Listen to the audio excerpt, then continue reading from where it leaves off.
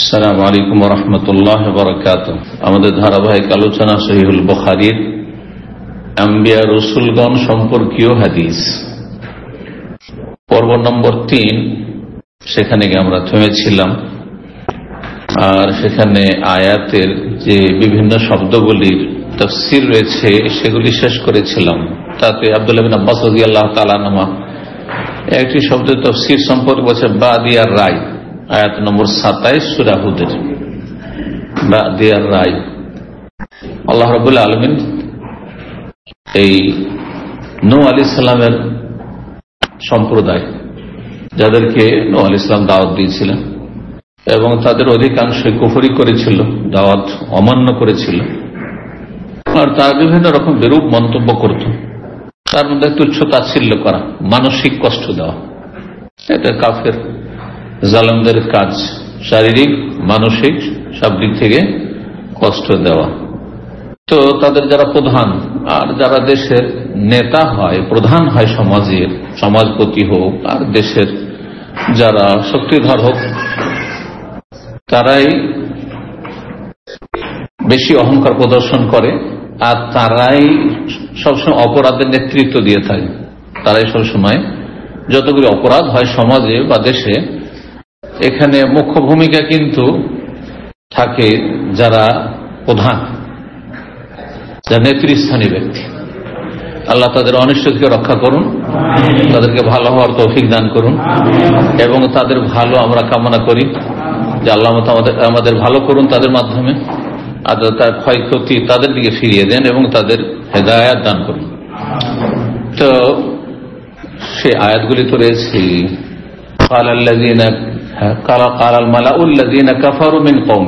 নূহ আলাইহিস সালামের সম্প্রদায়ের যারা প্রধান নেতৃবৃন্দ,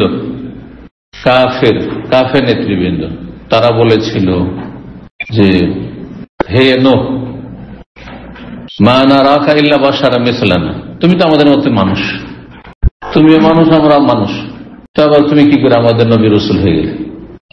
মানুষ নবী রাসূল হয় না, এই ধারণা কাফেরদের আর মুসলিম সমাজের বেদাতীদের, দুটোতে কিন্তু মিল আছে। একটা কথা বলার জন্য বিষয়গুলি যদিও তর্জমা অনুবাদ করে দিয়েছি তাফসীরের। যুগে যুগে কাফেররা কি বলেছে নবী রাসূলকে, তুমি মানুষ আমরা মানুষ, তোমার শ্রেষ্ঠত্ব কোথায়, তুমি নবী রাসূল হয়ে গেলে? তার মানে নবী হলে কি হইতে হবে? মানুষের ঊর্ধ্বে হইতে হবে, মানুষ হইতে হবে না। মুসলিম সমাজের বেদাতি নবী মাটির তৈরি না, মানুষ ছিলেন না, তিনি নূরের তৈরি। কারণ তাদের ধারণা যে নবী হলে আমাদের মতো সেম মাটির তৈরি চলবে না, সিমিলারিটি এটাকে বলা হয়। জি, কাফেরদের সচেতন হোক আর অচেতন হোক, এই বেদাতিরা কিন্তু অনুসারী। পথভ্রষ্টরা যুগে যুগে বড় পথভ্রষ্টদের ছোট পথভ্রষ্টরা অনুসারী। এই জন্য এরকম বদ আকীদা থেকে নিজেকে বাঁচিয়ে রাখে। মানুষের জন্য নবী রাসূল পাঠিয়েছেন মানুষের মধ্যে থেকে, ফেরেশতাও পাঠাননি, ফেরেশতা নূরের তৈরি। মানুষ পাঠিয়েছেন, মানুষ মাটির তৈরি। জিনও পাঠাননি, কারণ জিন যদি আসতো আর জানতে পারতেন যে নবী জিন, ওইভাবে ঘনিয়ে সাথী সঙ্গীরা বসতে পারতেন না। একটা ভয় কাজ করতো ভিতরে, ভয় করতো, কাজ করতো না, ভয়, সবসময় ভয়ে ভয়ে থাকতো। আমার জাতি না, আমাদের মতো মানুষ না, যে কোনো সময় ক্ষতি হয়ে যেতে পারে, যাতে মানুষ বেশি বেশি পরিমাণে লাভবান হতে পারে। এই জন্য মানুষের মতো থেকে আল্লাহ রাসূল বাছাই করেছেন। এবং ভাষাভাষী যে এলাকায় এসছে ওই এলাকার ভাষায় এসছে। আরব দেশে যদি ইউরোপিয়ানও পাঠিয়ে দেওয়া হইতো তো সহজে হেদায়েত করা যেত না, হতো না। ভারতে যদি আরবিয়ান পাঠিয়ে দেওয়া হইতো তো হইতো না। যে দেশে যখন যে যুগে নবী পাঠিয়েছেন ওই দেশের ভাষাভাষী পাঠিয়েছেন। ইল্লা বিলিসানি কওমি, আল্লাহ কোরআনে বলেছেন। তো ইবনে আব্বাস রাদিয়াল্লাহু তাআলা বলছেন, হ্যাঁ ওখানে রয়েছে ওমা নারাকা, তুমি আমাদের মতো মানুষ এক, সুতরাং তুমি নবী কি করে হলেন? ওমা নারাকা, আর একটি বিষয় দেখছি, ইল্লাল্লাহ ওমা নারাকা তাবাকা ইল্লাল্লাযিনা হুম আরাযিলুনা, আর তোমার যারা অনুসারী তারা কেউ সম্ভ্রান্ত পরিবারের না, কেউ পয়সাওয়ালা না। ইল্লাল্লাযিনা হুম আরাযিলুনা, তারা আমাদের সমাজে হীন মানুষ, দুর্বল মানুষ, অভাবী মানুষ। তো অভাবী মানুষ তোমার পেছনে পেছনে ঘুরে, আমাদের মতো বিদ্যা বুদ্ধি যদি থাকতো আর পয়সা থাকতো তোমার পিছনে ঘটতো না, তোমার প্রতি ইমান নিয়ে আসতো না। তাহলে বোঝা যাচ্ছে তুমি সত্য পথের প্রতীক না, তুমি নবী না। নবী হলে আমাদের মতো পয়সা হলার আর আমাদের মতো ধনাঢ্য নেতা তারা মানতে দেখছেন।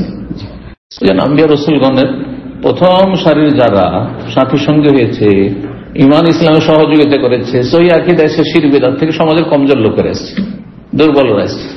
কারণ অন্যদের মধ্যে অহংকার কাজ করেছে, নেতৃত্বের অহংকার, তো পয়সার অহংকার, হ্যাঁ ইত্যাদি ইত্যাদি বিভিন্ন অহংকার। আর আজ এলো না মানে আমাদের সমাজের তারা হীন মানুষ, বাদিয়ার রায় মানে বাহ্যিক দৃষ্টিতে, এই যে বাদিয়ার রায় বাহ্যিক দৃষ্টিতে যা দেখছি যে সমাজের হীন মানুষগুলো, হত দরিদ্র মানুষগুলি তোমার অনুসারী। তো এই যে বাদিয়ার রায় তফসির করেছেন মাজাহার আল্লাহ না। তো আর এদিকে না গিয়ে এখন আমরা এগিয়ে যাই এই অধ্যায়ে হাদিসগুলি আমরা আজকে নিয়ে আলোচনা করব। 3337 নম্বর হাদিস। হাদিস বর্ণনা করেছেন আব্দুল্লাহ বিন উমর রাদিয়াল্লাহু তাআলা আনহুমা, সাহাবী। বলছেন কামা রাসূলুল্লাহ সাল্লাল্লাহু আলাইহি ওয়াসাল্লাম ফিন নাস, রাসূলুল্লাহ সাল্লাল্লাহু আলাইহি ওয়াসাল্লাম জনগণের সামনে দাঁড়ালেন খুতবা বা ভাষণ দিতে। খুতবা মানে ভাষণ, আর ভাষণ মানে খুতবা। খুতবা মানে শুধু আরবি ভাষা মন্ত্র পাঠ নয়, এটা বেদাতি ধারণা। আল্লাহর যথাযোগ্য প্রশংসা গুণগান করলেন, আল্লাহর যেমন প্রশংসা করা উচিত তেমন প্রশংসা করলেন। সুম্মা যাকারাদ দাজ্জাল, তারপর দাজ্জাল সম্পর্কে আলোচনা করলেন। সে ভাষণের বিষয়বস্তু ছিল দাজ্জাল সম্পর্কে আলোচনা। ফাকালা, বলে ইন্নী লা উনজিরুকুমুহু, আমি তোমাদেরকে দাজ্জাল থেকে সতর্ক সাবধান করছি, সাবধান করছি। সাবধান কতদিন আগে, 1400 বছর আগে দাজ্জাল থেকে সাবধান করেছেন। তখনকার যুগের সাহাবায়ে কেরাম যত বেশি সজাগ ছিল দাজ্জালের ভয় এবং দাজ্জালের অনিষ্ট থেকে আত্মরক্ষার জন্য, এখনকার মানুষ নয়, এখনকার মুসলিমরা নয়, গাফিল হয়েছে। দাজ্জাল না দাজ্জাল, দাজ্জাল আসলে যে ঈমান টিকে রাখা অসম্ভব হয়ে পড়বে, আল্লাহ হেফাজত করবেন। এই যে দাজ্জাল আসার আগেই দুনিয়া থেকে যে চলে যাবে সে ভাগ্যবান, ঈমান নিয়ে চলে যেতে পারলে ভাগ্যবান। কারণ আগামী দিন যত আসছে তত খারাপ অবস্থা তৈরি হচ্ছে। বড় কানা দাজ্জালের আগে বহু দাজ্জাল আসছে যারা ঈমান কেড়ে নিচ্ছে, শিরক বিদআতের ধর্ম, আর কত বাতিল মতবাদ। আমি তোমাদেরকে সতর্ক করছি দাজ্জাল থেকে। ওমা মিন নাবিয়্যিন ইল্লা আনজারাহু কওমুহু, আর এমন কোন নবী ছিল না যুগে যুগে, আদম আলাইহিস সালাম পর থেকে যত নবী এসেছেন সমস্ত নবী নিজ সম্প্রদায়কে দাজ্জাল থেকে সতর্ক সাবধান করেছেন, স্মরণ করেছে, ভুলবে না। অথচ সমস্ত নবীর যুগ গেছে, শেষ নবীর যুগ চলে গেছে, 1400 বছর পার হয়ে গেছে। সে নবীরা একথা বলেননি ও দাজ্জাল আমাদের উম্মতে তো আসবে না, এমনকি শেষ নবীর উম্মতেরও মেলা পরে আসবে, শেষ দিকে আসবে, সুতরাং তোমাদের কোনো ভয় নেই বলে গেছেন। বলে যেতে পারতেন তো। দাজ্জাল যে একটি আকীদার বিষয়, দাজ্জাল বড় একটা ফিতনা হবে, মানব জাতির ইতিহাসে শুরু থেকে সবাই সতর্ক সাবধান করেছে। এমনকি নূহ আলাইহিস সালাম তার সম্প্রদায়কে সতর্ক সাবধান করেছেন। নূহ আলাইহিস সালামের জামানা কমপক্ষে 8 থেকে 10,000 বছর আগে, আনুমানিক বলছি, কারণ সেই যুগে ইতিহাস লেখা হয় আনুমানিক।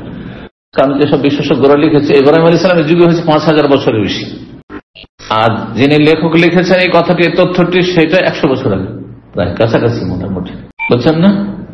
5,000 বছর আগে ইব্রাহিম আলাইহিস সালামের যুগ, মানে পরম্পরাতে নবী সাল্লাল্লাহু আলাইহি ওয়াসাল্লামের বংশ পরম্পরা গণলে অনুমানও করা যায়।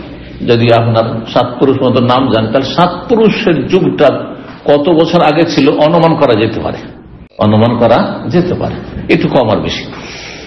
তো নূহ আলাইহিস সালাম আপনার সম্প্রদায়কে সতর্ক করেছেন দাজ্জাল থেকে। ওয়ালাকিন্নী আকুলু লাকুম ফীহি কাওলান, তবে আমি এমন একটি কথা দাজ্জাল সম্পর্কে বলছি তথ্য, লাম ইয়াকুলু নাবিয়্যুন লিকওমিহি, কোন নবী তাদের জাতিকে ওই বিষয়টি বলেননি। এটা আল্লাহর পক্ষ থেকে বলা হয়নি বা সতর্ক করা, এমনি বলা হয়েছে দাজ্জাল থেকে সাবধান, দাজ্জাল তোমাদের ঈমান হরণ করবে, সুতরাং দাজ্জাল থেকে সাবধান। কিন্তু দাজ্জালের লক্ষণ কি, কেমন করে চিনবে দাজ্জালকে, এত দূর কোন নবী বলেননি, একমাত্র শেষ নবী মুহাম্মদ সাল্লাল্লাহু আলাইহি ওয়াসাল্লাম। তা'লামুনা, তোমরা কি জানো সে বিষয়টি কি, আন্নাহু আওয়ার, সে হবে কানা। আওয়ার যার এক চোখে দেখে না, এক চোখে দেখে, তাকে কি বলা হয়? কানা। বাংলায় কানা, হ্যাঁ, আর আরবিতে হচ্ছে আওয়ার। আওয়ার যার এক চোখ আছে এক চোখ নেই। আর আমা হচ্ছে যা দুই চোখ অন্ধ, আমা আনজাহুল আমা আবাসাওয়াতা থেকে রয়েছে। ওয়ান্নাল্লাহ লাইসা বিআওয়ার, আর মনে রেখো যে আল্লাহ কানা নন। সে যে আল্লাহ বলে দাবি করবে সে আল্লাহ কি করে হয়, ব্যাস এটুকু মনে রাখবে, ভুলবে না।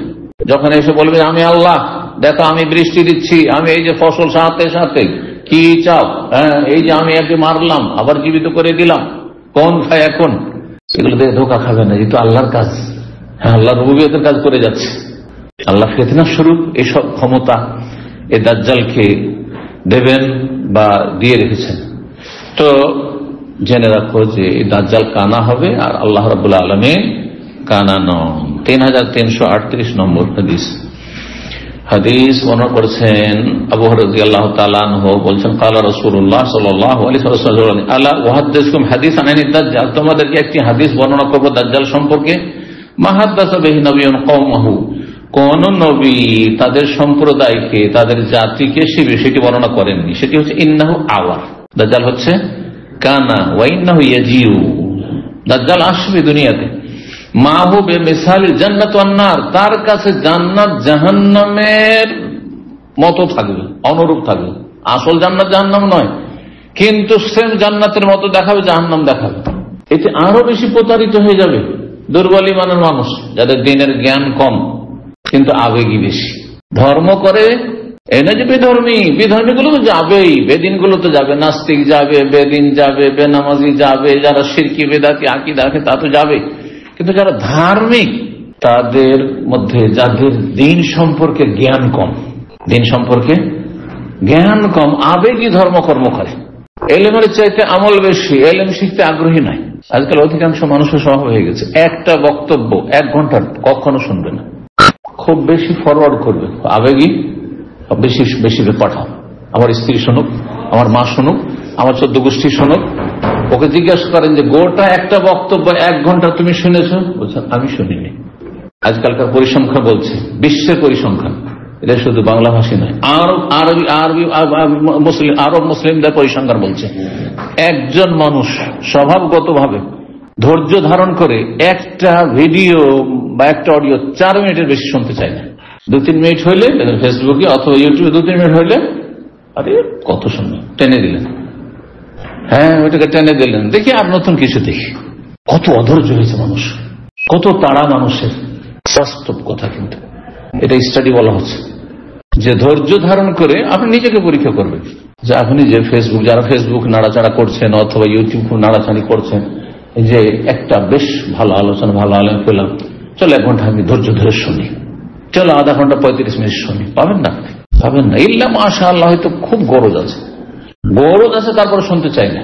হজে এসছে, খুব পরিচিত মানুষ, মাত্র 35 মিনিটে পুরো হজের আমার পয়েন্ট আছে, আলোচনা, একটা আলোচনা 1.5 ঘন্টারও আছে, 1 ঘন্টারও আছে। তো সেই আলোচনাটা পাঠিয়েছি কয়েকটা আলোচনার মধ্যে, আর শেষে বলেছি যে তুমি যদি এইটাও শুনতে পারো তো আশা করি যথেষ্ট, কারণ প্রতিদিনের হজের কার্যাবলীগুলো এতে সংক্ষেপে বলা আছে। তো বলছে তারপর আমাকে একটু 5 মিনিট বলে দেন তো। 5 মিনিট কি প্রয়োজন, 5 মিনিট কি প্রয়োজন? আস্তাগফিরুল্লাহ। আজকে সূরা ওয়াকিয়ার একটা আয়াত, সুল্লাতুম মিনাল আউয়ালিন ওয়া সুল্লাতুম মিনাল আখিরিন, জান্নাতি হবে আগের থেকে একটি দল, বড় দল, ওয়া কালিলুম মিনাল আখিরিন, আর পরবর্তীদের থেকে হবে ছোট্ট একটি দল, ক্ষুদ্র দল। এর তাফসীর জিজ্ঞাসা করেছে, আমি জানছি আমার সূরা ওয়াকিয়ার তাফসীর আছে, শুধু এইটুকু আয়াত নম্বর এত, এর তাফসীর কি বলেন? আমি আজকাল শুরু করেছি কি যে সুবিধাবাদীদেরকে এই এত সুবিধা দিন, একটু খেটে খাও।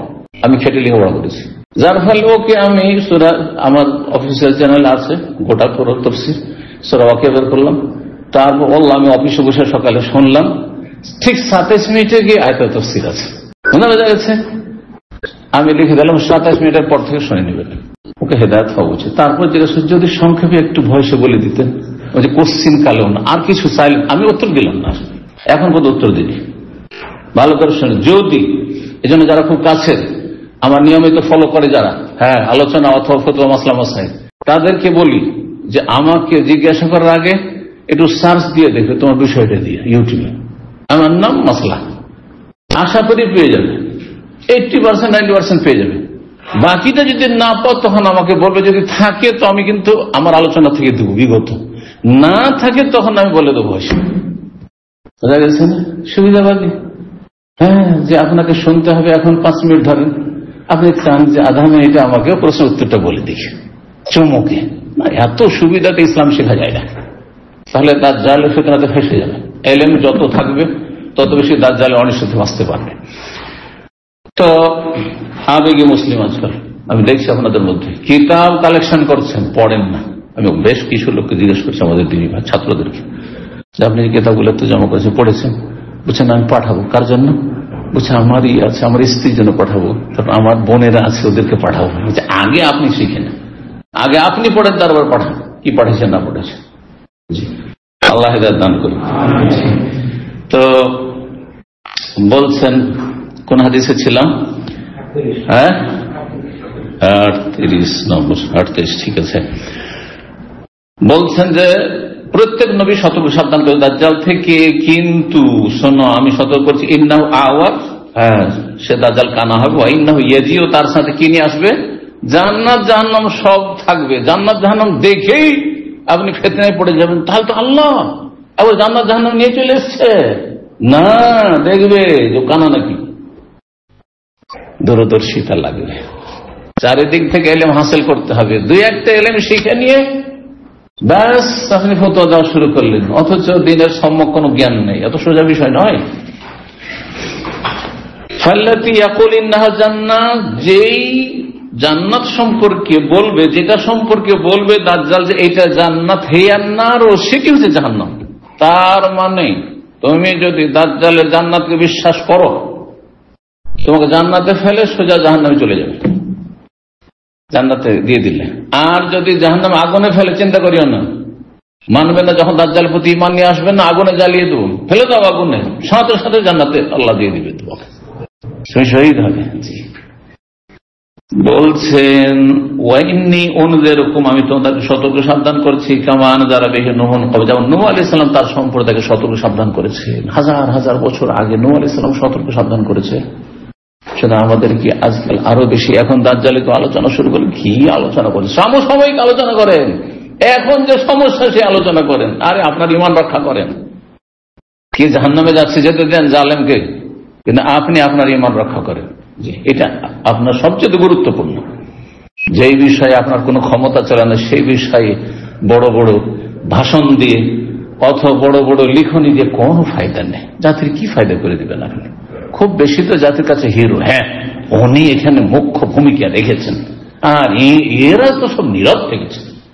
এতটা শুধু শুনতে পাবেন, ফাকাত কিলা, দুনিয়ার কিছু প্রশংসা, তুচ্ছ প্রশংসা পেলেন। আপনি কি করলেন? আপনি কি এই ক্ষমতায় আছেন কোন পরিবর্তন নিয়ে আসতে পারবেন? ভালো না, না না। আল্লাহ রাব্বুল বালা মুসিবত আল্লাহ হেফাজত করুন।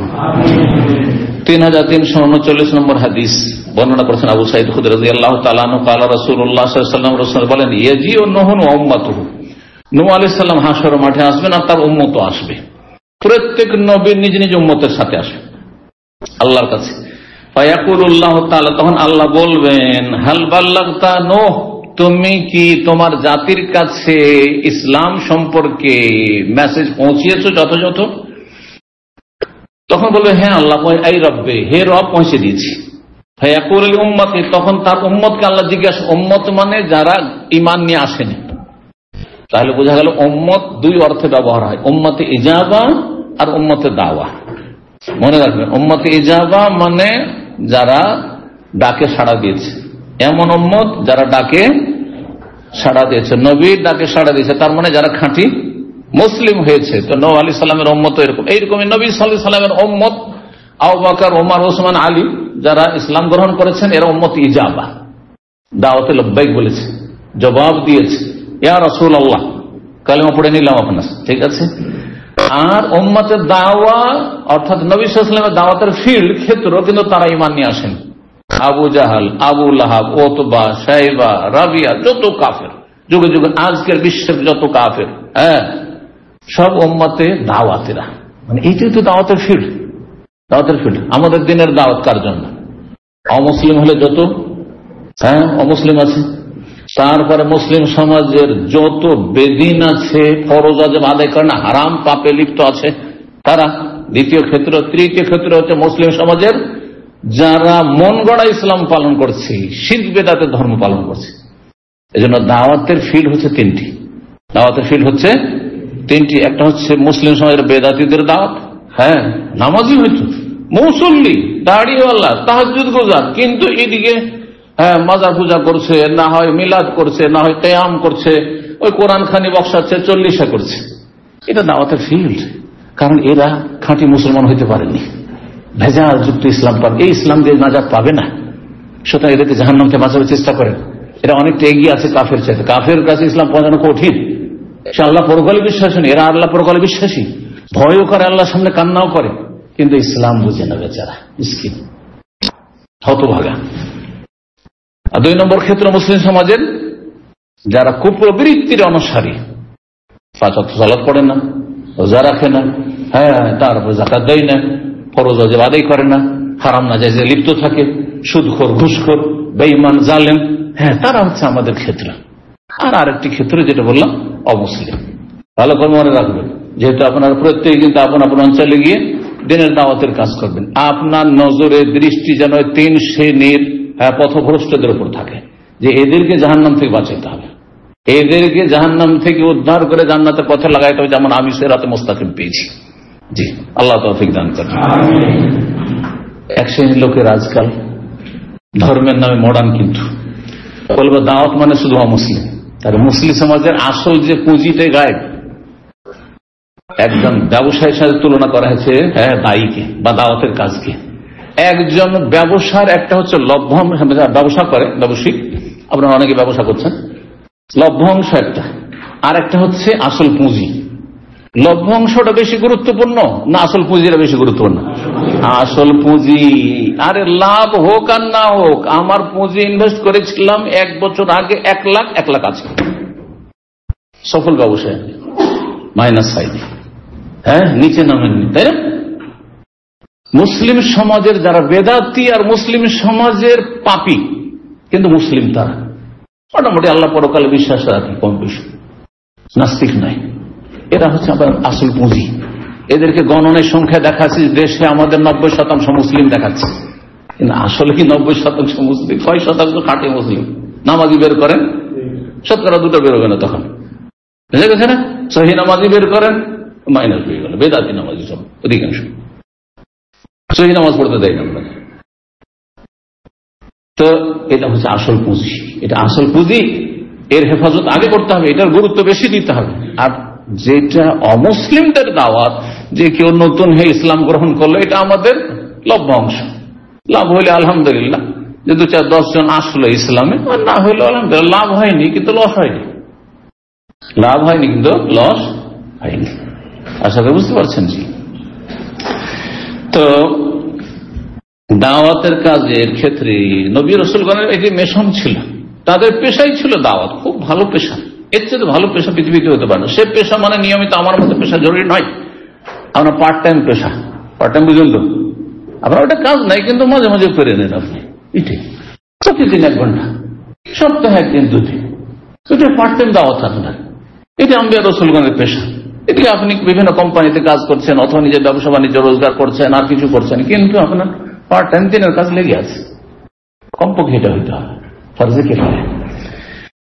তো তারপর আল্লাহ জিজ্ঞেস করো তার উম্মতকে, হাল বাল্লাগাকুম, নূহ আলাইহিস সালাম তোমাদের নবী তোমাদের কাছে ইসলামের কথা পৌঁছিয়েছে, তবলিগ করেছে। ফায়াক তবলিগ মানে আবার চিল্লাওয়ালা তবলিগ না, ইলিয়াসি তবলিগ না, ইসলামের তবলিগ, বোঝা গেছে না? কারণ ইলিয়াসি তবলিগ মানুষের গড়া, আর ইসলামের তবলিগ মানুষ থেকে চলে আসছে, প্রথম মানুষ থেকে চলে আসছে। তারপর নূহ আলাইহিস সালামের যুগ থেকে একবারে পুরো দমে চলে আসছে। জি, যুগে যুগে। ফায়াকুলুন আল্লাহ জাতি, কিন্তু 950 বছর তাদের জন্য সুবহানাল্লাহ রাত দিনকে সমান করে হেদায়েতের কাজ করেছে, দাওয়াতের কাজ করেছে, তারপরও না করে দিল। কত মৃত্যুক তাহলে মানব জাতি, মানব জাতির অধিকাংশ মৃত্যুক, খাস করে মাঠে মিথ্যা কথা বলবো, ও বেঁচে যাবো হয়তো বাঁচবে, অঙ্গ প্রত্যঙ্গ সাক্ষী দিতে শুরু করবে, বুঝা গেছে না? অনেক সাক্ষী সেখানে আপনার বিরুদ্ধে, আমার বিরুদ্ধে, অথবা পক্ষে নয় বিপক্ষে। আমাদের কাছে কোন নবী আসেনি, আরে পরিচয় নিবেন, না নবী আসেনি আমাদের কাছে। আস্তাগফিরুল্লাহ। অথচ রব্বিনি দাওয়াত কওমি লাইলা ওয়া নাহারা, আল্লাহ বলছেন নূহ আলাইহিস সালাম ভাষায়, আল্লাহ রাত দিন সমান করে এদেরকে দাওয়াত দিলাম। ফালাম ইয়াজিদহুম দুআই ইল্লা ফিরারা, এরা আমার ডাকে তো সাড়া দিল না, শুধু পালাইতেই থাকলো সারা জীবনটা, 9.5 বছর পালাইতেই থাকলো না, ফেরার। যখনই ডাকি তখন জাআলু আসাবিআহুম ফি আযান, নূহ আলাইহিস সালাম এদিকে যখন ইসলামের কথা বলতেন, কুলু লা ইলাহা ইল্লাল্লাহ, কানে আঙুল ঢুকিয়ে দিত, শুনবো না। জাআলু আসাবিআহুম ফি আযানিহিম ওয়াস্তাগশাউ সিয়াবাহুম, কাপড় দিয়ে ঢেকে নিত, দেখবো না এর মুখ। ওয়াসারু, একবার কট্টরপন্থী ছিল। ওয়াস্তাকবারু, অহংকারী ছিল এই জাতি। আল্লাহু আকবার। ইস্তিগফার, তো অস্বীকার করে দেবে এই জাতি। ফায়াকুল, নূহকে বলবেন আল্লাহ রাব্বুল, আচ্ছা নূহ তুমি তো বললে যে আমি তাবলীগ করেছি, ইসলামের কথা পৌঁছেছি, আর জাতি বলছে পৌঁছাওনি, তো কার কথা নেওয়া যাবে? তোমার সাক্ষী আছে? মাইয়া সাদুল্লাহ, তোমার সাক্ষী কে দেবে? সাক্ষী নিয়ে আসুন। কারণ দাবি করলে কি করতে হবে? সাক্ষী দিতে হবে। ফায়াকুল, তখন নূহ আলাইহিস সালাম বলেন মুহাম্মদ সাল্লাল্লাহু আলাইহি ওয়াসাল্লাম এবং তার উম্মত আমার পক্ষে সাক্ষী দেবে। ওরা জানে, ওরা যেটা বলবে আল্লাহ ওইটা আপনি মানতে পারেন, কারণ আমি ওদেরকে সাক্ষী রাখছি, ওদেরকে আমি সাক্ষী মেনে নিচ্ছি। আল্লাহু আকবার। তাহলে কত গুরুত্বপূর্ণ এই উম্মত, এত শ্রেষ্ঠ উম্মত। কুনতুম খায়রা উম্মাতান ওয়াসাতা, মধ্যমপন্থী উম্মত, শ্রেষ্ঠ উম্মত। ওয়াসাতান মানে শ্রেষ্ঠ, এটা হচ্ছে সঠিক তাফসীর। যদি দ্বিতীয় মধ্যম, আর মধ্যম পন্থা হচ্ছে শ্রেষ্ঠ, বাড়াবাড়িও না করা, ছাড়াছাড়িও না করা। বুঝা গেছে? দুটোতে মিল আছে। মুহাম্মদ সাল্লাল্লাহু আলাইহি ওয়াসাল্লাম তার উম্মত আমার পক্ষে সাক্ষী দেবেন। ফাতাশহাদু আন্নাকা কাদ বাল্লাগা, তখন তুমি সাক্ষী দেবে, হে হ্যাঁ মানুষ তুমি সাক্ষী দেবে, নবী সাল্লাল্লাহু আলাইহি ওয়াসাল্লাম সাক্ষী দেবেন, এবং সাহাবারা সাক্ষী দেবেন, আমরা সাক্ষী দেব। কার পক্ষে? নূহ আলাইহিস সালামের পক্ষে। আন্নাহু কাদ বাল্লাগা, যে তিনি ইসলামের তাবলীগ করে দিয়েছেন, পৌঁছে দিয়েছেন তাওহীদের কথা। এই মর্মেই আয়াত সূরা বাকারা আয়াত 143, ওয়াকাযালিকা জাআলনাকুম উম্মাতান ওয়াসাতা, এইভাবেই হে মুসলিম জাতি, হে শেষ উম্মত, নবীর উম্মত, তোমাদেরকে মধ্যমপন্থী জাতি হিসাবে আমি নির্বাচন করেছি, মনোনীত করেছি। উম্মাতান ওয়াসাতা, তোমাদেরকে শ্রেষ্ঠ, ওয়াসাতান মানে খিয়ারান, এটি বিশুদ্ধ তাফসীর। শ্রেষ্ঠ উম্মত হিসাবে তোমাদেরকে আখ্যায়িত করেছি, কারণ কুনতুম খায়রা উম্মাহ, অন্য আয়াতে রয়েছে তোমরা হচ্ছে শ্রেষ্ঠ উম্মত। কিন্তু শ্রেষ্ঠ উম্মতের 3টি দায়িত্ব আছে, এই 3টি দায়িত্ব পালন না করলে শ্রেষ্ঠ না, নিকৃষ্ট। তা'মুরুনা বিল মারুফ, ভালো কাজের উপদেশ দেওয়া, ওয়া তানহাউনা আনিল মুনকার, অন্যায় কাজে বাধা দেওয়া, ওয়া তু'মিনুনা বিআল্লাহর প্রতি ঈমান রাখা। ঈমানদার হয়ে ভালো কাজ এবং ভালো মানুষের সংখ্যা বাড়াইতে হবে। অন্যায় কাজ যে বাধা দিতে হবে, যার যতটা ক্ষমতা আছে ক্ষমতা হিসাবে, কথার দ্বারা হোক, বল প্রয়োগ করে হোক, কোন ক্ষেত্রে বল প্রয়োগ, কোন ক্ষেত্রে কথা, কোন ক্ষেত্রে অন্তরটা ঘৃণা করে প্রতিবাদ, অন্তর থেকে ঘৃণা, কিছু করতে পারছে না, অন্তর থেকে ঘৃণা করে। তো লিতাকুনু শুহাদা আলান নাস, যাতে তোমরা সাক্ষী হতে পারো সমস্ত মানব জাতির উপর। তাহলে শেষ নবী মুহাম্মদ সাল্লাল্লাহু আলাইহি ওয়াসাল্লাম এবং তার উম্মত সাক্ষী হবে সমস্ত আগের যত উম্মত রয়েছে তাদের বিপক্ষে, নবীদের পক্ষে। নবী রাসূলগণকে যখন তারা মিথ্যা প্রতিপন্ন করবে যে না আমাদের কাছে কোনো নবী আসেনি, না আমাদেরকে কেউ পৌঁছায়নি, তারপরে যখন সাক্ষী হয়ে যাবে তখন তো তার লাজবাব হয়ে যাবে, আর কোনো জবাব থাকবে না এইসব কাফের জাতির কাছে। সুবিচার করার তৌফিক দান করেন, ইনসাফপূর্ণ কথা বলার তৌফিক দান করেন এবং আমলে তৌফিক দান করেন। 3340 নম্বর হাদিস বর্ণনা করেছেন আবু হুরায়রা রাদিয়াল্লাহু তাআলা আনহু, বলেন কুননা মা নবী সাল্লাল্লাহু আলাইহি ওয়াসাল্লাম ফি দাওয়াতিন, নবী সাল্লাল্লাহু আলাইহি ওয়াসাল্লাম আমরা একটি দাওয়াতে ছিলাম। তাহলে দাওয়াত দুই রকম, একটা হচ্ছে দিনের দাওয়াত আর একটা হচ্ছে রাতের দাওয়াত। বুঝলেন?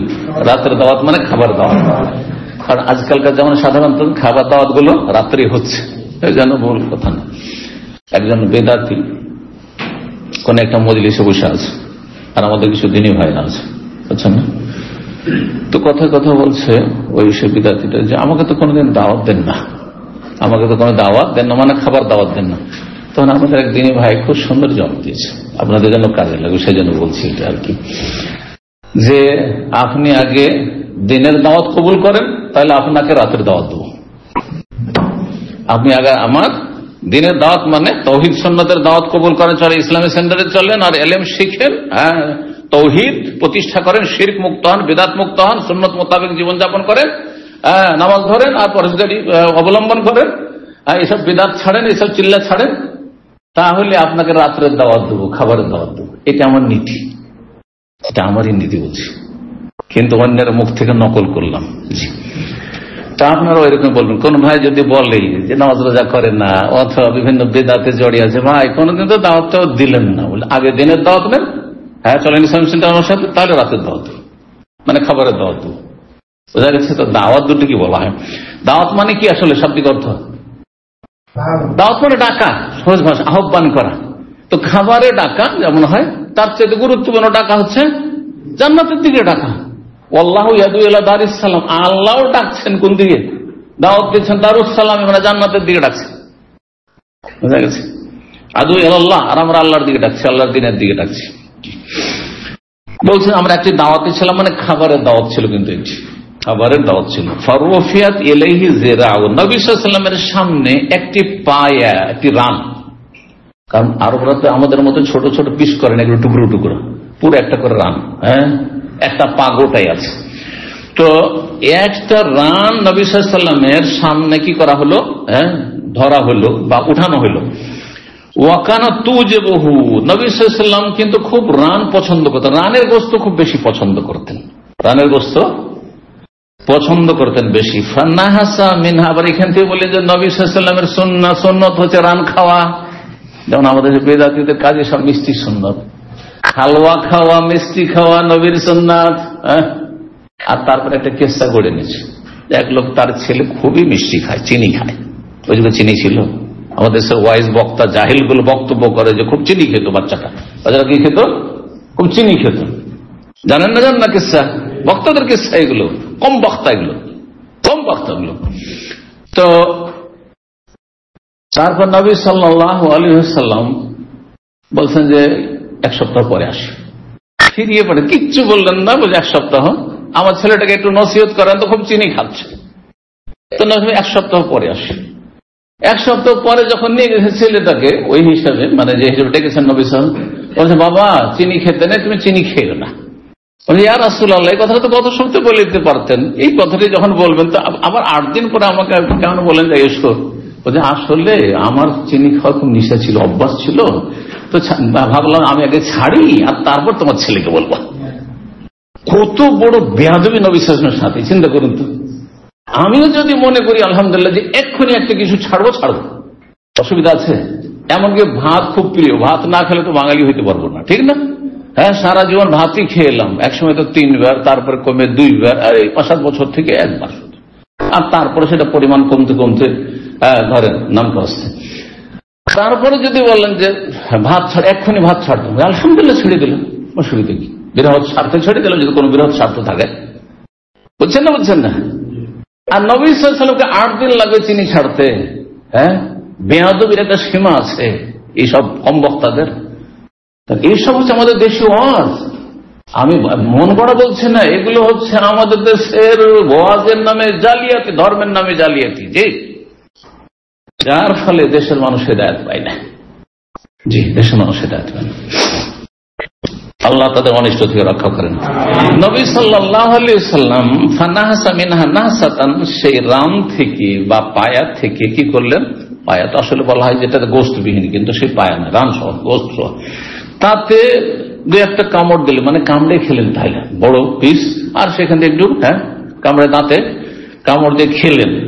ওয়াকাল, আর তারপরে হাদিস বর্ণনা করলেন আনা সাইয়্যিদুন নাস, আমি সমস্ত মানুষের নেতা, আমি সমস্ত মানুষের নেতা। নেতা মানে শ্রেষ্ঠ নেতা, সৈয়দ মানে নেতা, সৈয়দ মানে সর্দার। এক যুগে সর্দার বলা হইতো, যখন সর্দার মানে নেতা হইতো, কিন্তু এখনকার যুগে সর্দার মানে আমাদের দেশে গ্রাম্য সর্দার আছে, ছোট ক্ষুদ্র সর্দার। সারা বিশ্বের সমস্ত মানুষের সৈয়দ তিনি। হ্যাঁ জি।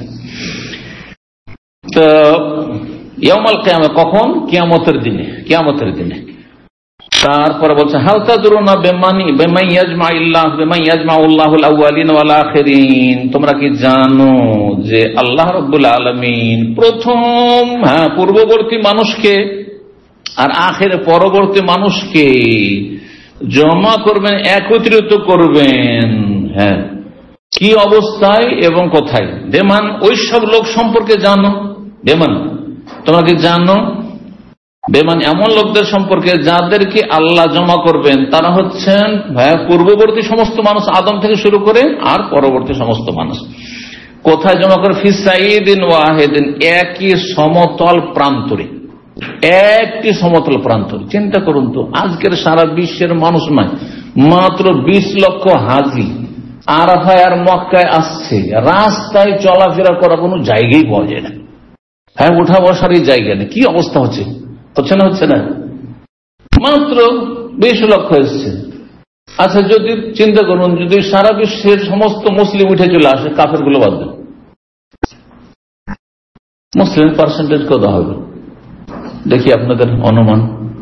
একদিকে অমুসলিম যত ধর্ম অবলম্বী আছে একদিকে রাখেন, আর আরেকদিকে মুসলিম, তো পার্সেন্টেজ 100-তে কত হবে? 30-35।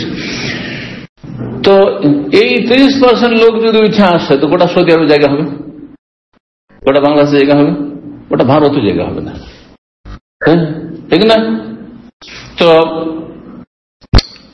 বলছেন যে একই জায়গায় জমা করবেন, এক যুগের মানুষ না, আদম থেকে শুরু করে যত মানুষ এসেছে দুনিয়াতে, আর বর্তমানে আছে আর আগামীতে আসবে, সবকে জমা করবেন। ফাইউরসের এমন সমতল ভূমিতে জমা করবেন, কিছু লোক জমা হইলে তো এদিক থেকে ওইদিক দেখা যায় না। আপনারা গ্রুপ ছবি তো তুলছেন না, গ্রুপ ছবিতে 20-30টা লোক হলে মাত্র সামনে কয়েকটা লোক নজর আসে, বাকিগুলো দেখাই যায়, হচ্ছে না? অথচ আল্লাহ যে হাসর মাঠে জমা করবেন, ফাইউরসের রহমানেরও দর্শক তাদের সকলকে দেখতে পাবেন। দর্শক এক প্রান্ত থেকে আরেক প্রান্ত, সকল মানুষকে, আদম থেকে নিয়ে কিয়ামত পর্যন্ত যত মানুষ সবকে দেখতে পাবে, মুসলিম কাফের সবকে। আর আহ্বায়ক বা আহ্বানকারী তাদের সকলকে এক কথাই শোনাতে পারবে। এই মাইক নয়, এই মাইকে যদি লাগানো কতদূর আওয়াজ পৌঁছিবে, কিন্তু একজন আওয়াজ দিলে হ্যাঁ, সারা পৃথিবীর সমস্ত মানুষ জমা হয়েছে হাসর মাঠে, সবাই সেটা শুনতে পাবে। আল্লাহু আকবার, অসাধারণ কথা, অকল্পনীয় কথা। সূর্য একেবারে নিকটবর্তী হবে, তখন কিছু লোকেরা বলবে যে সূর্য এত কাছে, আর এত গরম, আর এত অশান্তি, আর এত ঘামে আবুডুবু করছি, আর কোন একটা কুল কিনারাও লাগছে না, দেখো কোন ব্যবস্থা দেখো। বলবে আলা তারাউনা মা আনতুম ফিহে, তোমরা কি দেখো না, চিন্তা করে যে কি ভয়াবহ অবস্থায় আমরা সময় কাটাচ্ছি। এলা মা বালাগাকুম, যেই অবস্থায় তোমরা পৌঁছেছো বা তোমাদের অবস্থা পৌঁছেছে। আলা তানজুরুনা, তোমরা কি একটু দেখো না, চিন্তা করে দেখো। এলা মাইয়াশফাউ লাকুম, কেউ তোমাদের জন্য সুপারিশ করতে পারবে কিনা। এলা রাব্বিকুম, তোমাদের রবের কাছে, আল্লাহর কাছে কেউ সুপারিশ করুক যে তাড়াতাড়ি করে হিসাব নিকাশ হোক, একটা কোনো ফয়সালা হোক, একটা কোনো ফয়সালা হোক। ফায়াকুলু বাযুন নাস, কিছু লোকেরা বলবেন পরামর্শ, যখন একজন একটা প্রস্তাব দিল যে দেখো কাউকে কোন একটা সমাধান হোক, তখন কেউ কেউ বলবে আবুকুম আদম, আমাদের সবার, আমাদের বাবা, তোমাদের বাবা, সবার বাবা হচ্ছে আদম আলাইহিস সালাম, তো আদমের কাছে যাই, প্রথম মানুষের কাছে, প্রথম থেকে শুরু হবে। লম্বা হাদিসে কয়েকজন নবীর কথা রয়েছে, কিন্তু সবাই একে একে একে সবাই না না আমি পারবো না, আমার দ্বারা হবে না, আমি এই ভুল করেছি, আমার এই ভয় লাগছে, নাফসি নাফসি, আমি নিজেকে নিয়ে পেরেশান আছি। এখানে সংক্ষেপ করা হয়েছে হাদিস, শুধু 2 জন নবীর কথা রয়েছে, তারপরে শেষ নবী মুহাম্মদ সাল্লাল্লাহু আলাইহি ওয়াসাল্লাম। তো বলছেন তোমাদের পিতা আদম, ফায়াতুনা, আদম আলাইহিস সালামের কাছে আসবে এক দল প্রতিনিধি হিসেবে, সমস্ত মানুষ, মানব জাতির পক্ষ থেকে প্রতিনিধি আসবে। ফায়াকুন ইয়া আদম, হে আদম, আনতা আবুল বাশার, আপনিও সমস্ত মানব জাতির পিতা, আবুল বাশার। এই জন্য এই যে আমাদের বাংলা ভাষাভাষীতে আবুল বাশারের ছড়াছড়ি আছে, আজকে মনে হয় আবুল বাশার আছে, থাকে মাঝে মাঝে আবুল বাশার। 50টা লোক হলে 2-3টা আবুল বাশার বেরিয়ে আসবে, অথচ আমরা সবাই আবুল বাশার। হ্যাঁ, সবাই আবুল বাশার নাকি? ছেলে মেয়ের বাবা হইলে তো আবুল বাশার হয়ে যায়, কিন্তু একজন শুধু আবুল বাশার, তিনি হচ্ছেন সমস্ত মানুষের পিতা। বাশার মানে মানুষ, তো মানুষের পিতা কে? মানব জাতির পিতা। মানব জাতির পিতা একমাত্র আদম আলাইহিস সালাম। খালাকাকাল্লাহু বিয়াদিহি, আল্লাহ আপনাকে নিজ হস্তে তৈরি করেছেন। আল্লাহ তৈরি করেছেন নিজের হাতে, হাতের কথা রয়েছে, এটা বিশ্বাস করবো? এবং নিজ হাতে তৈরি করেছেন মানে না হাত নয়, কেন বলতে যাবেন? যেভাবে আছে সেভাবে বলবেন। এটা হচ্ছে সিফাতের কথা, কিন্তু আল্লাহর সিফাত, এটি আল্লাহর গুণ। আর আপনার মধ্যে আল্লাহ তার বিশেষ রূহ, আল্লাহ রূহ মানে আল্লাহর সৃষ্টি করা রূহ, রূহটাও সৃষ্টি, সঞ্চার করেছেন, ফুকেছেন। আমার আল মালায়েকাতা, ফেরেশতাদেরকে নির্দেশ দিয়েছেন কিসের জন্য? সেজদা করার জন্য সৃষ্টি করে। ফাসাজাদুল্লাকা, সমস্ত ফেরেশতারা আপনাকে সেজদা করেছে। কত সম্মান আপনার, কত মর্যাদা। ওয়াসকানাকাল জান্নাহ, আবার জান্নাতে আপনাকে অবস্থান দিয়েছেন, থাকো জান্নাতে। উসকুন আনতা ওয়া যাওজুকাল জান্নাহ, তুমি তোমার বিবি জান্নাতে থাকো আর সেখানে খেতে থাকো, যেখানে ইচ্ছে সেখানে ঘোরাফেরা করো, আমোদ ফুর্তি করে খাও। রাগাদান হেসে ওয়ালা তাশফাউ লানা, আমাদের জন্য সুপারিশ করবেন না, ইলা রাব্বিকা, রবের কাছে। আলা তারা মা নাহনু ফি, কি যে আমরা বিপদে আছি দেখতে পাচ্ছেন না আপনি? ওমা বালাগান, আমাদের কি অবস্থা হয়েছে। ফায়াকুলু, তখন আদম আলাইহিস সালাম বলবেন, রব্বি গাযিবা গাযবান শাদীদা, আজকে আমার রব এত রাগান্বিত হয়েছেন, লাম ইয়াগযাব ক্বাবলাহু মিসলুহু, এইরকম কখন রাগান্বিত আল্লাহ নেই, এত রাগান্বিত হয়েছেন আমার সাহস নেই।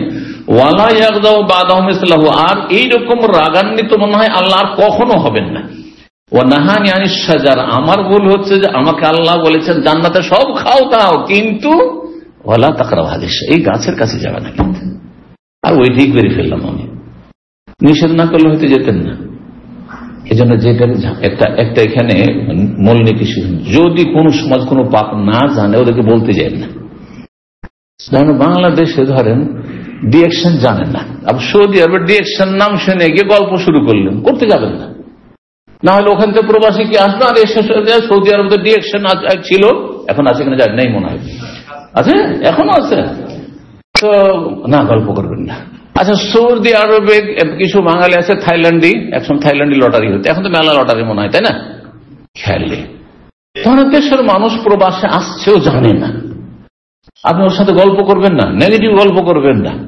হ্যাঁ, যে সৌদি আরবে ছিলাম দাম্মামে কিছু লোকেরা থাইল্যান্ডি লটারি খেলতো, তো বোধ প্রকৃত লোক আসলে তো তলাশ করবে যে কোথায় থাইল্যান্ডি লটারি আছে। বুঝতে পেরেছেন না? মানে কোনখান থেকে এই মশলা ইস্তেমাদ করলাম, এটাকে ইস্তেমাদ বলা হয়, এটাকে ফিকহ দ্বীনের জ্ঞান বলা হয়। আদম আলাইহিস সালামকে যদি আল্লাহ না বলতেন দেখো সব খাও, গাছের কাছে যাবে না, তাহলে ও গাছের ভুরুক্ষেপই করতেন না। ও গাছ কোন মূল্য রাখে? গাছের অভাব আছে জান্নাতে, যেতেনই না, ওই খেয়ালই করতেন না। কিন্তু যখন নিষেধ করে দেওয়া হয়েছে, কি যে আছে এখানে, কি যে আছে দেখি তো একটু, যে হ্যাঁ নতুন ওয়ার্কার এসছেন, আর এসে যদি আপনার ম্যানেজার বললে সব রুমে ঢুকবে ঠিক আছে, কিন্তু এই রুমে ঢুকবে না, আপনি পাইতারা লাগিয়ে দিবেন না, কল্পনা জল্পনা কি যে আছে, কি যে কেন বারণ করবো, কেন বারণ করবো, সেখানে সুযোগ দেবে, দেখি কোনো সময় সুযোগ পেলে একটু ঢুকিয়ে দেখি, মনে হয় এখানে অনেক টাকা পয়সা আছে, তাই না? হ্যাঁ জি। আরবিতে একটা প্রবাদ আছে, আল ইনসানু হারিসুন ফিমা মুনিয়া, মানুষের স্বভাব হচ্ছে যে যেখানে বাধা ওইটার জন্য কৌতূহল জাগবে। বাধা কেন? আপনার স্ত্রী কিচ্ছু বলিয়েন না, জিজ্ঞাসা করবে না কি খবর টবর, গল্প করবে না, হয়তো চলছে, স্বাভাবিক চলছে, কিন্তু একটা কথা আছে, হ্যাঁ একটা কথা আছে, আচ্ছা থাক পরে বলবো, দেখে নেন তো আমার সাথে, বুঝলেন না? বুঝলেন না? আপনার পিছনে লেগেছে না, বলো আগে, আগে বলো তুমি, ঠিক না? ওই যে বলে দিয়েছেন যে আল্লাহ মুস্তান বলছেন আদম আলাইহিস সালাম নাহানি আনিশ শাজারা, গাছের কাছে যেতে নিষেধ করেছিলেন, ফাআসাইতু, আমি তো নাফরমানি করে ফেলেছি। কিন্তু নাফরমানি ইচ্ছা করে করেছেন না ভুলে গিয়ে? ভুলে। জি, পার্থক্য আছে, একজন ভুলে গেছে কথা কিন্তু ভুল, ছোট ভুল, আর একজন মনে আছে তারপরে ভুল করছে, বড় ভুল, বুঝছেন না? ভুলে গিয়ে আপনি এই কাজটি করলেন তো আপনি উদাসীন, আপনার ত্রুটিটা হচ্ছে আপনি উদাসীন, কেন মনে রাখলেন না আল্লাহর কথা, বুঝা গেছে না? আর কোরআনে আল্লাহ বলছে ফানাসিয়া, আদমকে বলেছিল ওই গাছের কাছে যাবে না, কিন্তু ভুলে গেছিলেন যে আল্লাহ নিষেধ করেছেন। শয়তানে যখন বিভিন্ন প্রলোভন দেওয়াছে আর পরিচিত করেছে তখন কথাটা ভুলে গেছে। অনেক সময় এরকম হয়। কখন হয়? যখন সজাগ হন না। একটা আদব কিছু কিছু বাচ্চা আছে 5 বারও শিখেও হয় না, আবার কিছু কিছু বাচ্চা আছে, কচি কাচ্চা আছে বা কিছু বড় মানুষ আছে, একবার বললে সারা জীবনের মতো শিখে দিল। পার্থক্য আছে। যারা ছেলে মেয়ে মানুষ করছেন তারা বুঝবেন যে ছেলেটাকে একটা কথা বারবার বলছে, ঘুরে আবার ওইটাই করছে, ওই ভুলটাই করছে, ওকে নিয়ে যাচ্ছে। হ্যাঁ, আর একটা ছেলে বলছে ভাই বাবা এভাবে চলতে হয়, হয়ে গেল, বলারও দরকার নয়, দেখে দেখে শিখে নিচ্ছে, দেখে দেখে শিখে নিচ্ছে। গাফিলতি, এটাকে বলা হয় গাফিলতি, উদাসীনতা। তখন মানুষ ভুলে নফসি নফসি নফসি নফসি মানে নিজের চিন্তায় ব্যস্ত। নফসি নফসি মানে আমি, আমার কি হবে, আমার কি হবে, আমি নিজেকে নিয়ে ব্যস্ত। ইযহাবু ইলা গায়রি, আমার ছাড়া অন্য কারো কাছে যাও। ইযহাবু ইলা নূহ, কার কাছে যাবো? নূহ আলাইহিস সালামের কাছে যাও, উনি বড় রাসূল, আমার পরে যদি আমার সন্তান, কিন্তু তিনি বড় রাসূল। ফায়াতুনা নূহ, নূহ আলাইহিস সালামের কাছে আসবে লোকেরা, ফায়াকুল, এসে বলে ইয়া নূহ, হে নূহ, আনতা আউয়ালুর রাসূল ইলা আহলিল আরদ, সমস্ত পৃথিবীবাসীর উদ্দেশ্যে আপনি সর্বপ্রথম রাসূল। তাহলে এখানে একটি আকীদা যেটা আমাদের দেশের আলেমরা স্পষ্ট করে না, অনেক আজকাল আলহামদুলিল্লাহ আকীদা চর্চা হচ্ছে, কিন্তু এক সময় আমরা মাদ্রাসা পড়েও জানতাম না।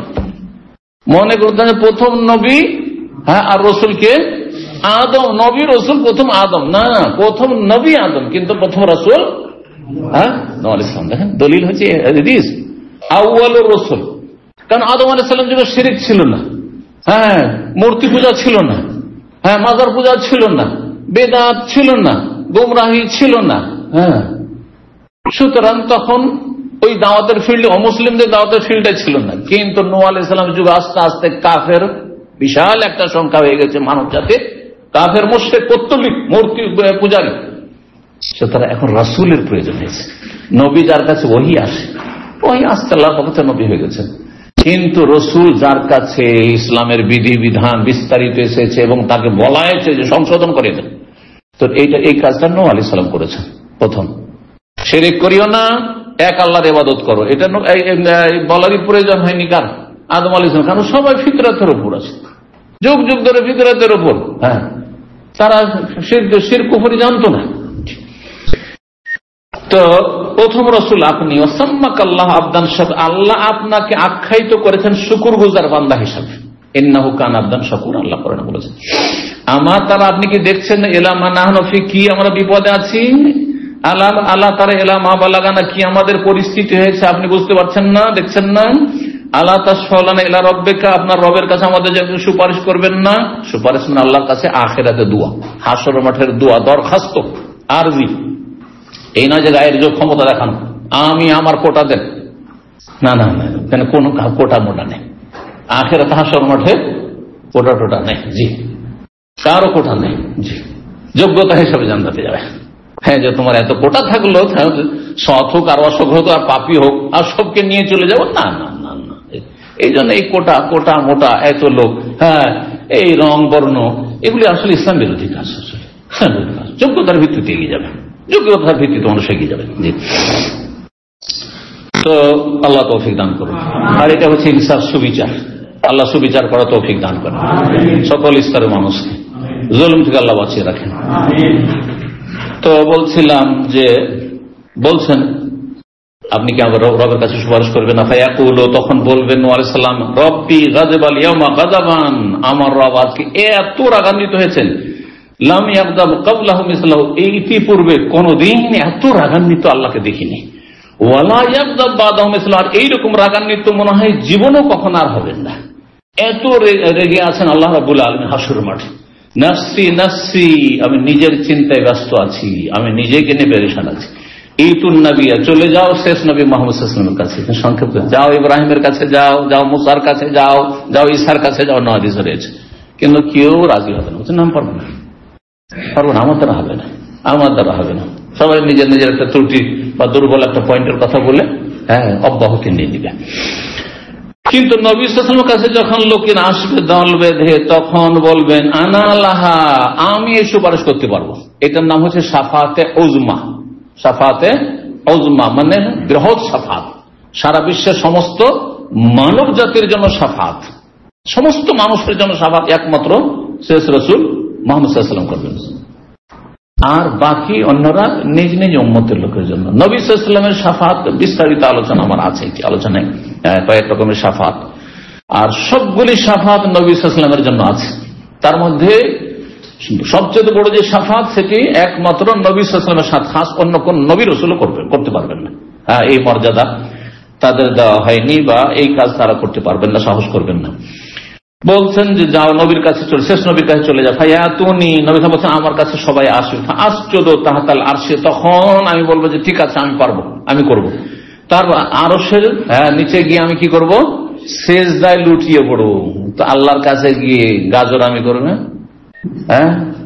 নাকি বিক্ষোভ করবেন, আন্দোলন নিয়ে যাবো তাড়াতাড়ি বিচার হইতে হবে, করবেন নাকি? কি করবেন? আল্লাহর কাছে সেজদা পড়ে যাবেন, সেজদা পড়ে যাবেন। তার মানে দোয়া, আর দোয়ার জন্য সবচেয়ে বান্দা রবের নিকটবর্তী হয় কোথায়? সেজদা। এই জন্য সেজদায় লুটিয়ে পড়বেন। এই জন্য সবসময় বলি যে সুপারিশ যদি বুঝতে হয় সুন্নতি তরিকায়, সুপারিশ আখিরাতের দোয়া, পরকালের দোয়া। দুনিয়ার দোয়া আল্লাহর কাছে, আল্লাহ হয় কবুল করলেন। আপনি বলছেন যে শেখ আমার জন্য দোয়া করেন, আল্লাহ কাছে দোয়া করলাম, কবুল হইলো, না হইলো না হইলো, হইতেও পারে নাও হইতে পারে। আমি আমার জন্য করলাম, আপনাদের জন্য করলাম, কথা ঠিক কিনা? ঠিক ওই রকমই হাসরের মাঠে সুপারিশকারী সুপারিশ করবেন, আল্লাহ হয় শুনবেন, না হয় রিজেক্ট করবেন, দুটোই হইতে পারে। এই না যে সুপারিশ করবেন মানে আপনার কথা আল্লাহকে শুনতে হবে, অথবা আল্লাহ একটু সেখানে দুর্বল হয়ে যান না, কোশ্চিন কালো না, তাহলে শিরক কুফরি কথা বলে রাখবেন। আল্লাহ কারো কাছে কমজোর না। দুনিয়ার শাসকরা কমজোর হয়ে যায়, বেকায়দাই পড়ে অনেক সময় কিছু করতে চায় না, তারপর করতে হয়, উপায় নাস্তি, ঠিক না? কিন্তু আল্লাহ সম্পর্কে যদি এইরকম ধারণা রাখে, কারণ যারা বিদাতি আকীদার লোক তারা কিন্তু ওই রকম মনে করেন সুপারিশ মানে কি বড় বড় জাহাজ নিয়ে চলে আসবে, আল্লাহকে আবার জিজ্ঞাসা করার কি আছে, জাহাজে উঠেই বার জান্নাতে ঢুকাই দিবে। কথা বুঝতে পারছেন না?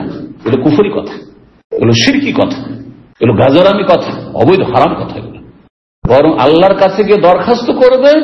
দরখাস্ত করার সর্বনিম্ন যোগ্যতা হচ্ছে সহিহ আকীদা হওয়া, তাওহীদবাদী হওয়া, সুন্নতের অনুসারী। এই বিদআতি সুফি পীরগুলো কখনো না, তাদের কি হাসর হবে আল্লাহ ভালো জানছেন, আর ওরও সুপারিশ করবে, করতে সুপারিশ করবে, নিজের খবর নেওয়ার অপরে সুপারিশ করবে, অসম্ভব কথা। ভালো করে শুনে রাখেন, জি সুপারিশ করবে। ওয়ালা ইয়াশফাউনা ইল্লা লিমান ইরতাদার, যার জন্য আল্লাহ রাজি হবেন। মান যাল্লাযী ইয়াশফা ইনদাহু ইল্লা, আয়াতুল কুরসি মুখস্থ আছে কিন্তু তাফসীর যে বুঝেন না। ইল্লা বিইজনি, আল্লাহর অনুমতি না হলে সুপারিশই করতে পারবে না। যার জন্য আল্লাহ সম্মতি না দেবে, রেজামন্দি সন্তুষ্টি না হবে, করতে পারবে না। যার জন্য সুপারিশ করবে তারও, আর যে সুপারিশ করবে তারও, দুটোর ক্ষেত্রে অনুমতি লাগবে এবং আল্লাহ রাব্বুল আলামিনের সম্মতি লাগবে, রেজামন্দি লাগবে। আল্লাহ যদি সন্তুষ্ট হয় ঠিক আছে করো। দেখেন দুইজন অপরাধী, কোম্পানিতে আপনার বিভিন্ন কাজ করছেন ধরেন, আর আপনি ম্যানেজার, দুইজন অপরাধী আপনার কাছে এসছে, দুইজনে ক্ষমা চাইছেন, কিন্তু আপনি সরাসরি ক্ষমা করছেন না, ইনডাইরেক্ট চাইছেন যে ফোরম্যান এসে বলুক, তাহলে একজনকে মাফ করুক, কারণ তার অপরাধটা হালকা, আর আরেকজনকে মাফ করুক না। এই যে ফোরম্যান এসে স্যার এদেরকে ক্ষমা করে দেন, দুইজনেরই দরখাস্ত করলাম, দুজনের কথায় দরখাস্ত করলো, ফোরম্যান এসে এটা সুপারিশ, যখন সুপারিশ করলো তখন বস বলছে অথবা ম্যানেজার বলছে যে একে মাফ করে দিল, যাও থাকো, কাজে লাগিয়ে দাও, আর একে লাগাও, ভিজিট লাগাও। কেন? এর অপরাধ বেশি, ক্ষমাযোগ্য নয়, আর এর অপরাধ হালকা, এটা নাম সুপারিশ। সুপারিশ কিভাবে বুঝতে হবে? হাসর মাঠে সুপারিশ। তো বলছেন যে আমি আরশের নিচে গিয়ে সিজদায় অবনত হবো, ফায়ুকালু, তখন আল্লাহ বলবেন, অন্য রিওয়ায়াতে রয়েছে সিজদায় পড়ে থাকবো আর আল্লাহ আমাকে দোয়া শিখিয়ে দেবেন, আল্লাহর গুণগানমূলক বাক্য শিখিয়ে দেবেন, আল্লাহ শিখিয়ে দেবেন তখন যে চাও আমার কাছে এইভাবে চাও, এইভাবে চাও, ওইভাবে চাও, আল্লাহ শিখিয়ে দেবেন, ওই করবেন। আর তারপরে আল্লাহ যখন শুনে নেবেন দরখাস্ত, ইয়া মুহাম্মদ, হে মুহাম্মদ সাল্লাল্লাহু আলাইহি ওয়াসাল্লাম, ইরফা রাসাক, তুমি তোমার মাথা উঠাও সিজদা থেকে, ওয়াসফা তুশাফা, সুপারিশ করো, তোমার সুপারিশ গ্রহণ করা হবে, ওয়াসাল, এবং চাও তো তা তোমাকে দেওয়া হবে, প্রদান করা হবে। জি তাআলা মুহাম্মদ বিন উবাইদুল্লাহ আহফাজুস সাইরা, হাদিসটা আমি সংক্ষেপ করে দিয়েছি, আমি পুরোটা সংরক্ষণ করে মুখস্থ রাখিনি। তাহলে বোঝা যাচ্ছে এখানে যে মুহাম্মদ বিন উবাইদ একজন বর্ণনাকারী আছেন, ইমাম বুখারীর ওস্তাদের ওস্তাদ ইসহাক বিন নাসর ওস্তাদ, তিনি বলছেন আমি পুরোটা খুব হেফাজতে মানে মুখস্থ রাখিনি, সেই জন্য শর্ট হয়ে গেছে, না হলে লম্বা হাদিস রয়েছে শাফাতের, সেখানে আরো আরো নবীদের কথা রয়েছে যাদের কাছ থেকে সব ফেরত হয়ে আসবে হাসর মাঠে, আর তারা কেউ প্রস্তুত হবে না সুপারিশ করার জন্য। 3341 নম্বর হাদিস বর্ণনা করছেন আব্দুল্লাহ বিন মাসউদ রাদিয়াল্লাহু তাআলা আনহু বলেন আন্না রাসূলুল্লাহ সাল্লাল্লাহু আলাইহি ওয়াসাল্লাম ক্বারা, রাসূলুল্লাহ সাল্লাল্লাহু আলাইহি ওয়াসাল্লাম এই আয়াতটি পাঠ করলেন, সূরা কামার আয়াত নম্বর 15। ফাহাল মিন মুদ্দাকির, তোমাদের মধ্যে কেউ উপদেশ গ্রহণকারী আছে কি? মুদ্দাকির আসলে ছিল মুতাযাক্কির, আরবি সারফের কায়দা, মানে জিকির থেকে হয়ে গেছে দাল, জালটা দালের মধ্যে ঢুকে গেছে, এটাকে বলা হয় তালিল। আরবি গ্রামারে কি বলা হয়? তালিল। কেউ বুঝেন? সার্ফ কেউ পড়েছেন? হ্যাঁ, বাংলায় বলা হয় এটাকে সন্ধি বিচ্ছেদ। কি বলা হয়? সন্ধি বিচ্ছেদ। তো মিসলা কেরাতিল আম্মা, জনগণ যেমন কেরাত করে ওই রকম, মানে মুদ্দাকির পড়ে, মুজাক্কির নয়, মুদ্দাকির, আর ওইভাবেই পড়েছেন রাসূলুল্লাহ সাল্লাল্লাহু আলাইহি ওয়াসাল্লাম। মানে এইটি হচ্ছে সবচেয়ে প্রসিদ্ধ কেরাত, যেটি অন্য কেরাত রয়েছে।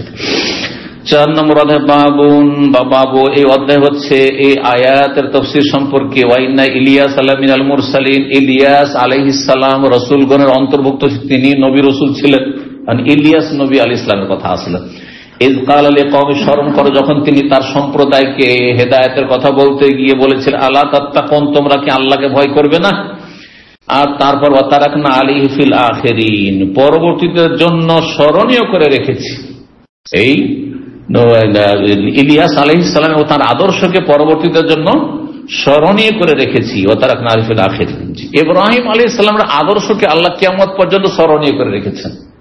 ইব্রাহিম আলাইহিস সালাম সম্পর্কে যখন সূরা সাফাত আয়াতগুলো, সেখানে কিন্তু বলা হয় তারাকনা আলাইহি ফিল আখিরিন, এই যে কুরবানি আলোচনা, ইসমাঈল ইসলাম কুরবানি করতে নিয়ে গেলেন, তারপর জান্নাত থেকে আল্লাহ রাব্বুল আলামিন দুম্বা পাঠিয়ে দুম্বা জবাই হলো, আর কিয়ামত পর্যন্ত কুরবানির বিধানকে আল্লাহ রেখে দিলেন, হজের বিধানকে রেখে দিলেন, খাতনার বিধানকে, সব কিন্তু ইব্রাহিমী সুন্নাত, এগুলো ইব্রাহিমী সুন্নাত। হ্যাঁ, বাইতুল্লাহর তাওয়াফ, সাফা মারওয়ার সাই, জি সাফা মারওয়ার সাই ইব্রাহিমের স্ত্রী হাজার করেছে।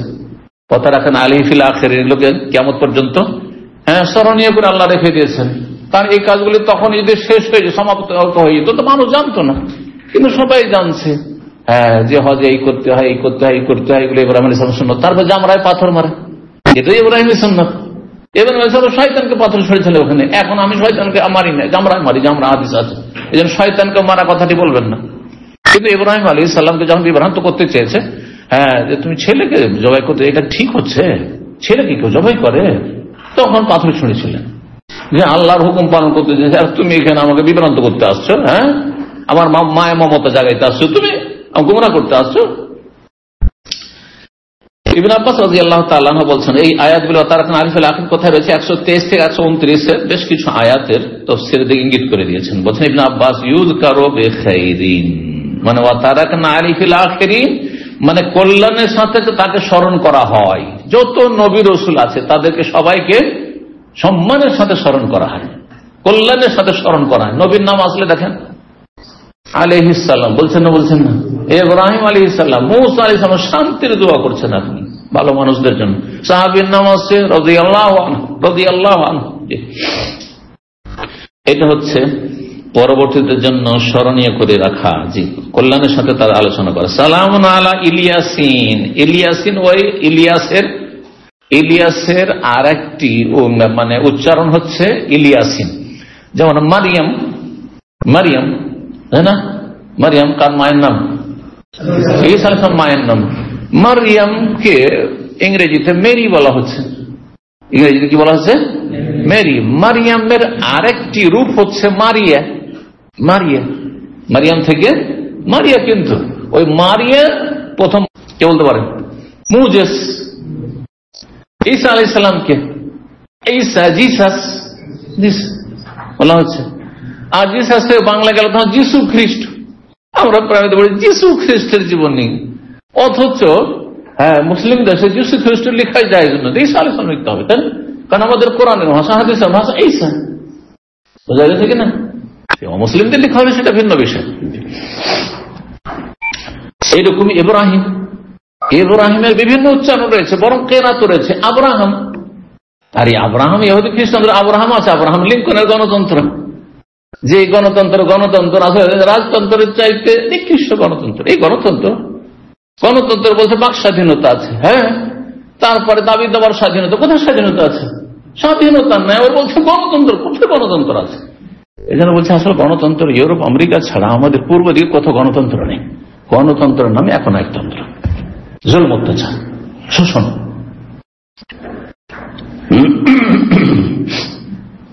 তো ইলিয়াস আলাইহিস সালামকে ইলিয়াসিনও বলা হয়েছে।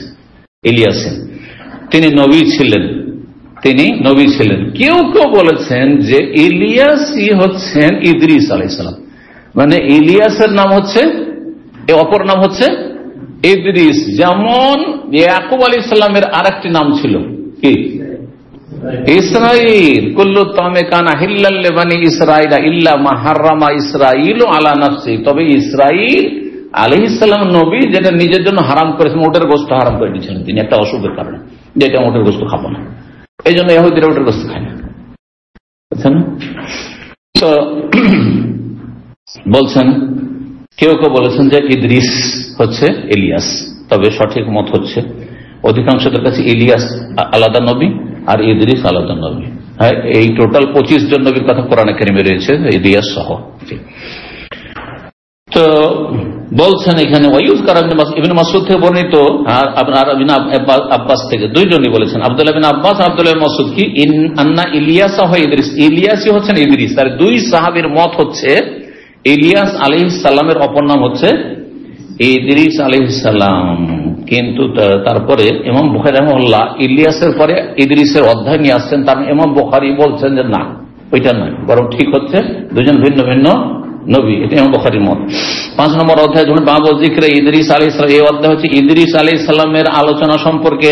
ওহুয়া জাদ্দু আবি নূহ, ইদ্রিস ছিলেন নূহ আলাইহিস সালামের বাবার দাদা। তাহলে ইদ্রিস আলাইহিস সালামের যুগ নূহ আলাইহিস সালামের আগে। আমরা যখন ছাত্রজন পড়াশোনা করতাম মনে করতাম যে ইদ্রিস আলাইহিস সালাম মানে অনেক পরে, দাউদ আর সুলাইমান এই যুগের। না, এই যুগের নয়, অনেক আগের। ইদ্রিস আলাইহিস সালামের জামানা হচ্ছে নূহ আলাইহিস সালামের আগে। নূহ আলাইহিস সালামের দাদা বাপের দাদা ওয়াকাল বলা হয়ে থাকে। আর কেউ কেউ বলেছেন হয় বাপের দাদা আর না হইলে নূহ আলাইহিস সালামের দাদা, হয় দাদা না হয় বাবার দাদা, দুটো মত রয়েছে। বলছেন আর বলা হয়েছে জাদ্দু নূহ আলাইহিস সালাম, তিনি হচ্ছেন ইদ্রিস আলাইহিস সালাম হচ্ছেন নূহ আলাইহিস সালামের দাদা। ওয়া কাউলিহি তাআলা, মহান আল্লাহর বাণী সূরা মারইম 57 ওয়া রাফা'নাহু মাকানান আলিয়্যা, আমি তাকে সুউচ্চ স্থানে উন্নীত করেছি।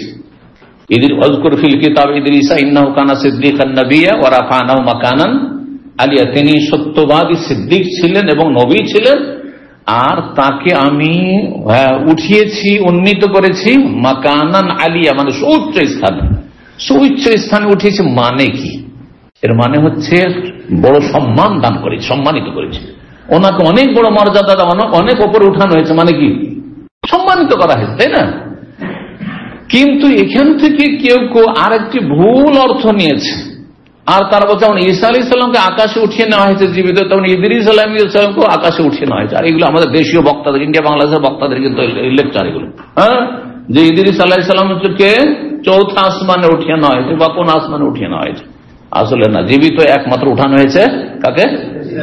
ঈসা আলাইহিস সালামকে, যার দলিল প্রমাণ স্পষ্ট কোরআনে কারীমে রয়েছে। আল্লাহ বলছেন ওমা কাতালুহু ওমা সালাবুহু, ইহুদিরা তাকে হত্যাও করতে পারেনি আর তাকে শুলেও চড়াতে পারেনি, ওয়ালাকিন শুব্বিহা লাহু, তাদের সামনে সদৃশ্য করে দেওয়া হয়েছে। আর অন্য একজন যে খুন করতে ঢুকেছিল তাকে কি করা হয়েছে? হ্যাঁ, ওর মত, ওনার মতো করে দেওয়া হয়েছে, ওকে হত্যা করেছে। বা বলো যে ঈসাকে মেরে দিলাম, কিন্তু ঈসা আলাইহিস সালামকে মারেনি, বা রাফাহুল্লাহ, আল্লাহ তার দিকে উঠিয়ে নিয়েছেন। এলাইহি বলে আল্লাহর দিকে উঠিয়ে, তাহলে আল্লাহ কোন দিকে? সর্বত্র বিরাজমান। তো কোথায় উঠালেন তাহলে? তাহলে বোঝা সর্বত্র বিরাজমান কথাটি গোমরাহি। রাফাহুল্লাহ এলাইহি, ওই দিকে উঠিয়ে নিয়েছেন। দোয়া করেন তখন মনটা কোন দিকে যায়? আল্লাহ যে সর্বত্র বিরাজমান, তার দোয়া করেন আল্লাহ সব দিকে আল্লাহ। সেখানে মনটা ওই 7 আকাশের উপরে কেন চলে যাচ্ছে? তার মানে আমার নেচার, প্রকৃতি বলছে যে আল্লাহ কোথায় আছে? সমস্ত সৃষ্টির ঊর্ধ্বে, 7 আসমানের ঊর্ধ্বে আছে। বোঝা গেছে না? যায়নি?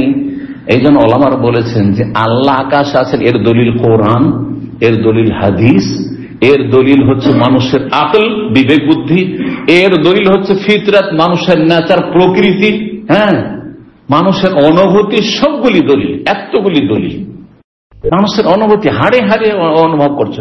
আল্লাহ সব জায়গায় নাই, সব জায়গায়। তাহলে দোয়া করবেন, ওইভাবে দোয়া করবেন। কেন উপর দিয়ে? কেন কেউ মার দিল আকাশে দিয়ে কেন তাকাচ্ছেন? আল্লাহ তুমি বিচার করো, কেন উপর দিকে তাকাচ্ছেন?